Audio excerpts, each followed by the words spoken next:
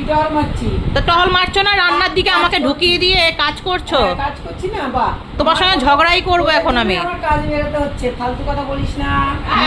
তুমি তো helping hand হতে পারবে না, তুমি তো কোনো ডিসিশন দিতে পারবে না তো। হ্যাঁ, না দিতে পারলেও আমাকে রান্নাঘরে ঢুকিয়ে দিয়ে তোরা একা একা রোজ দিন ভালোই পেয়ে গেছিস।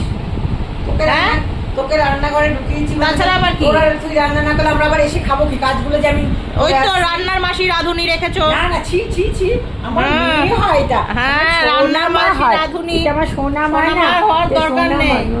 রোজ দিন মানে ফাঁকিবাজি, তোমাদের ফাঁকিবাজি আমি ধরে ফেলেছি। দরজাটা বন্ধ কর, এসি চলছে। আজকে ঝগড়া করেই ছাড়বো। ঝগড়া করলে হবেই না, তাহলে ফাঁকিবাজি। আমি বাড়ি চলেই যাবো ঝগড়া তুমি তো করতে। বিকাল বেলায় বাড়ি চলে যাবা।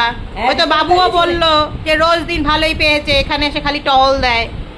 আরে ওখানে তো বাধা গরু থাকি সংসারটাকে নিয়ে, এখানে আসলে আমি ছাড়াবো। তাহলে নিজেকে তুমি গরু বললা। কত জোরে জোরে করে নিঃশ্বাস নেই। হ্যাঁ হ্যাঁ, ফাঁকিবাজি রান্নাঘরে যাতে